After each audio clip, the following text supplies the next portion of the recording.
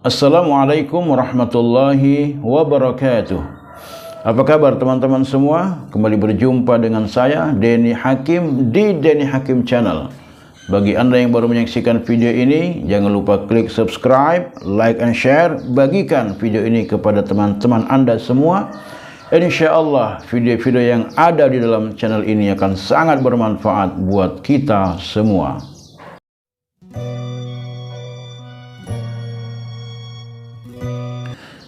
Teman-teman sekalian, pada kesempatan ini kita akan melanjutkan pembahasan di dalam kitab Khulasah Nurul Yaqin fi Sirati Sayyidil Mursalin, di mana pada pembahasan ini kita akan berada pada dars yang ketiga atau pelajaran yang ketiga tentang wiladatuhu wa radha'atuhu, yaitu kelahiran Nabi dan penyusuan Nabi sallallahu alaihi wasallam. Bahwa Rasulullah sallallahu alaihi wasallam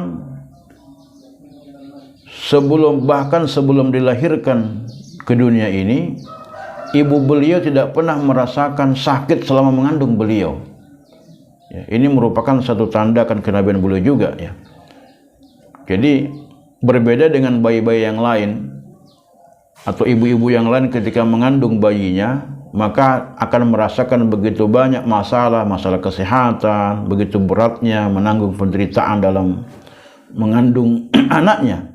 Tapi ketika Nabi sallallahu alaihi wasallam dikandung, justru ibu beliau Aminah binti Wahab itu sangat-sangat ringan, terasa ringan dalam mengandung beliau, tidak pernah merasa berat. Ya. Hal ini diungkapkan sendiri oleh ibunda beliau, ya. Jadi beliau berbicara tentang dirinya sendiri, ya. Sesungguhnya dia datang ketika aku mengandung Rasulullah SAW. Ia berkata kepada aku, sungguh kamu sedang mengandung pemimpin umat ini. Maka ketika kelak dia telah lahir, katakanlah, aku berlindung untuknya kepada Zat yang Maha Esa dari kejahatan setiap yang dengki. Kemudian berilah dia nama Muhammad. Nah, ini sebagaimana yang dijelaskan oleh Profesor Dr. Muhammad Rawas Al-Qal'ahji dalam kitab beliau, ya. Dan juga ketika Aminah mengandung Rasulullah SAW, beliau melihat cahaya yang keluar dari dirinya, sehingga dengan cahaya itu dia dapat melihat istana Busra di wilayah Syam ketika itu. Ini jadi sejak beliau dikandung itu sudah diberikan keistimewaan oleh Allah Subhanahu wa taala. Wulida sallallahu alaihi wasallam bi Makkah yaumul Itsnain as-tsaniya asyara min Rabiul Awal amal fil. Ini yang pertama, bahwa Nabi sallallahu alaihi wasallam dilahirkan di Mekah pada hari Senin pada tanggal 12 Rabiul Awal pada tahun gajah, ya. Nah, penamaan bulan Rabiul Awal, Rabiul Akhir, ya, itu sebenarnya sudah menjadi tradisi bangsa Arab dalam menyebut bulan-bulan itu. Nah, jadi sejak dulu sudah ada. Kemudian beliau dilahirkan pada hari Senin, ya. Makanya kenapa beliau itu biasa berpuasa hari Senin, itu karena beliau mengatakan bahwa itu adalah hari kelahiranku. Nah, pada tahun gajah, ya. Nah, kenapa disebut tahun gajah? Nanti akan kita bahas. Ketika beliau dilahirkan, ya, maka kemudian ibunda beliau mengabarkan hal ini kepada Abdul Muttalib, kakeknya, ya, dan begitu bergembiranya Abdul Muttalib, ya, mendengar kelahiran Rasulullah sallallahu alaihi wasallam. Nah, lalu kemudian beliau menyampaikan kepada kakeknya bahwa apa yang beliau alami ketika beliau mengandung Rasulullah SAW dan ada yang mendatangi beliau, ya, dan diperintahkan kepada dirinya untuk memberi nama bayi itu dengan nama Muhammad. Ya. Nah, nama Muhammad ini sebenarnya nama yang tidak pernah dikenal di bangsa Arab sebelumnya. Ya, nama yang tidak tenar, nama yang tidak terkenal, ya. Nah, sehingga tidak ada satupun orang yang bernama Muhammad kecuali beberapa orang saja menjelang kelahiran Rasulullah SAW. Dan pada saat itu tidak ada sekitar 6 orang yang memiliki nama Muhammad. Ya, saya sebutkan misalnya Muhammad bin Asbahah, Muhammad bin Maslamah, Muhammad bin Barra, Muhammad bin Sufyan, Muhammad bin Hamran, Muhammad bin Khuza'ah. Ya. Kenapa mereka memberikan anak-anak mereka dengan nama Muhammad? Karena mereka paham bahwa di kitab-kitab suci samawi itu, ya, dikabarkan bahwa nabi yang ditunggu-tunggu itu bernama Muhammad, sehingga, ya, mereka menamai anak mereka dengan nama Muhammad. Mereka berharap agar nanti anak mereka menjadi nabi, ya. Nah, tapi Allah Subhanahu wa taala menjaga setiap anak yang bernama Muhammad tadi ini, ya, untuk tidak mengaku sebagai nabi.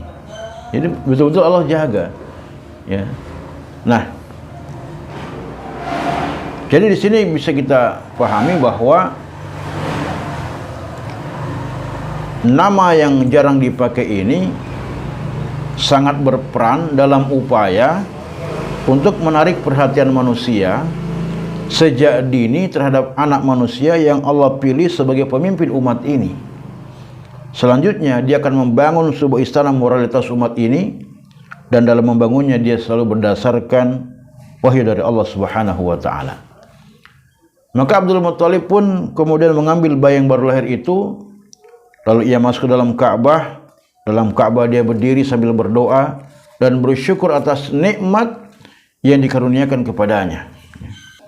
Kemudian poin yang kedua, wa summiya amu wiladatihi amal fil lianna malikal habasyati arsala ama wiladatihi jaishan ila Makkah lihadmil Ka'bah wa kana fihi filun azim fa ahlakallahu al-jaish ikraman liwiladatin nabiy sallallahu alaihi wasallam. Mengapa disebut sebagai tahun gajah pada hari kelahiran beliau? Karena pada saat itu seorang raja dari Habasyah mengirimkan, ya, bala tentara ke Makkah pada tahun kelahiran beliau itu untuk membinasakan Ka'bah. Dan dalam pasukan itu ada banyak sekali gajah, ya. Lalu Allah membinasakan pasukan itu sebagai sebuah penghormatan kepada kelahiran Rasulullah Sallallahu Alaihi Wasallam. Nah, ini seorang raja dari Habasyah, seorang raja muda, ya, raja muda Kristen Yaman, namanya Abraha al-Ashram, mana dia menyerang Ka'bah karena ingin mengalihkan kiblat orang-orang ketika itu yang berhaji, ya, ke Yaman. Ya, nah, tapi kemudian Allah Subhanahu wa taala menggagalkan rencana dia untuk menghancurkan Ka'bah, karena Ka'bah itu adalah Baitullah, rumah Allah, ya, dan Allah sendiri yang menjaganya, sehingga kemudian Allah Subhanahu wa taala menghancurkan sendiri tentara-tentara Abraha tersebut, dan itu diceritakan di dalam surat Al-Fil. Jadi Allah Subhanahu wa taala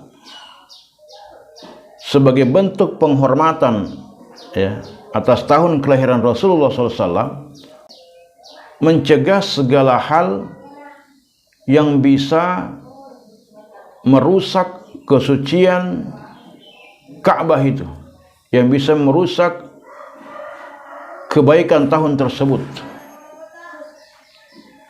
Nah, jadi tentara Abraha yang datang untuk menghancurkan Ka'bah ini adalah bagian daripada bentuk kerusakan. Maka Allah Subhanahu wa taala kemudian menggagalkan rencana dia.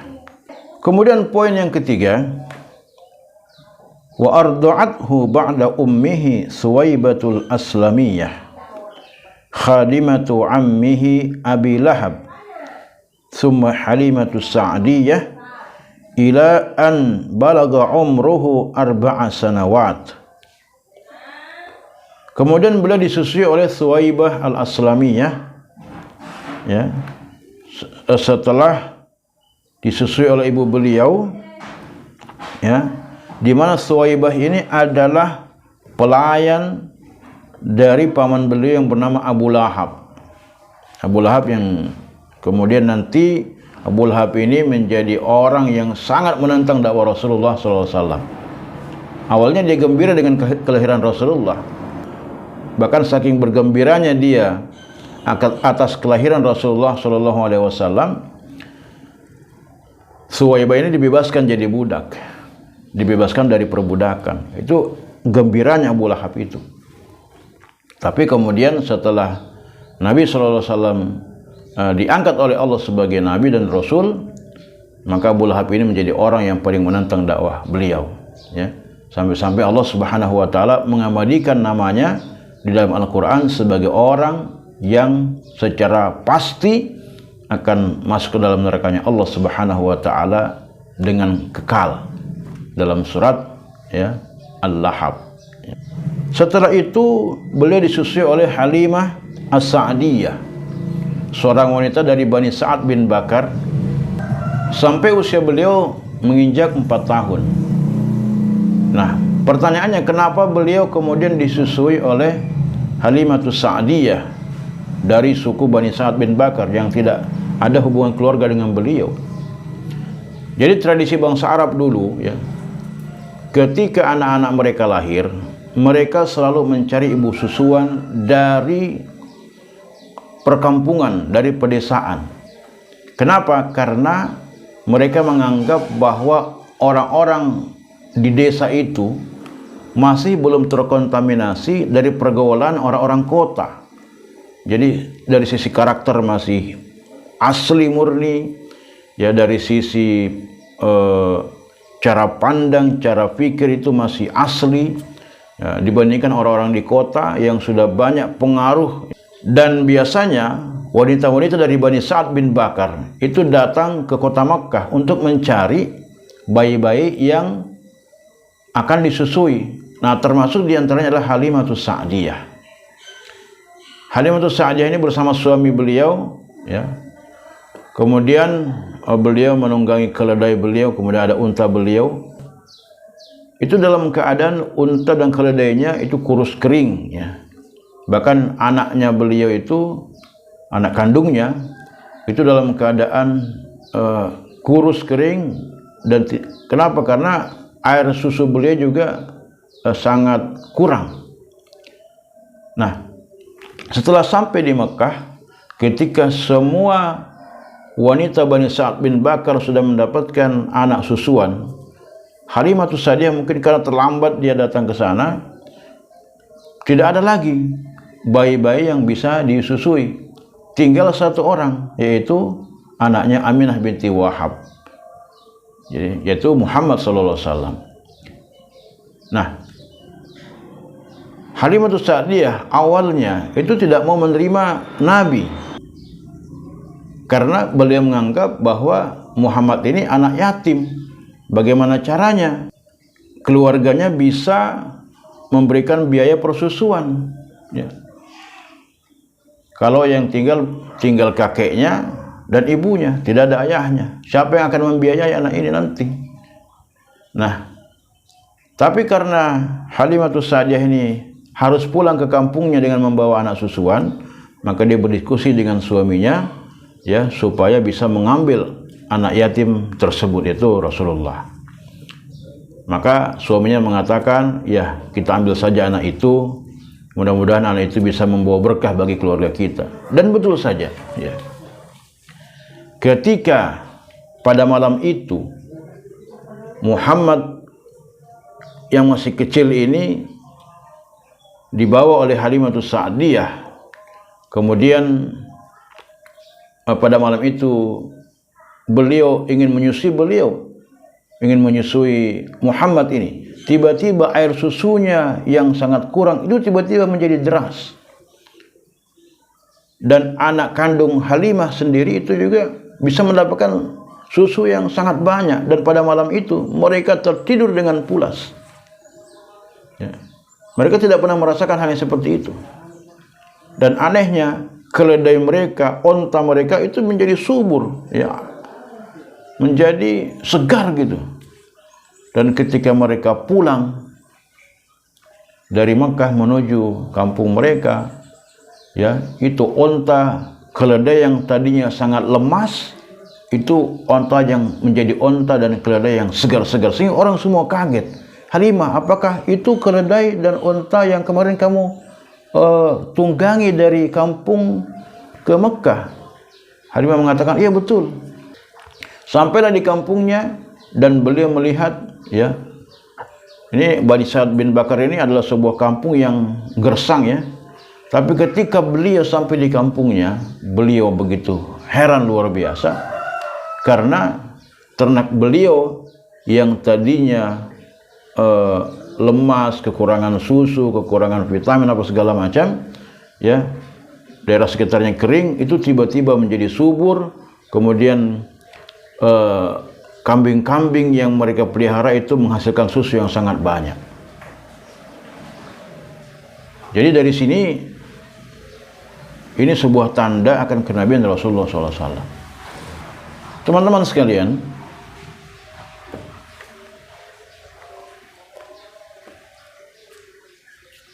jadi selama Rasulullah SAW dirawat oleh Halimatus Sa'diyah, kehidupan keluarga Halimatus Sa'diyah dengan suaminya, dengan anak-anaknya itu dari sisi, ya, ekonomi meningkat lah begitu. Begitu banyak pelajaran yang kita bisa dapatkan, hikmah yang bisa kita dapatkan akan tanda-tanda kenabian beliau semenjak beliau dikandung, beliau dilahirkan, dan beliau disusui oleh Halimatus Sa'diyah. InsyaAllah kita akan lanjutkan pelajaran kita pada dars yang berikutnya. Terima kasih, semoga bermanfaat. Assalamualaikum warahmatullahi wabarakatuh.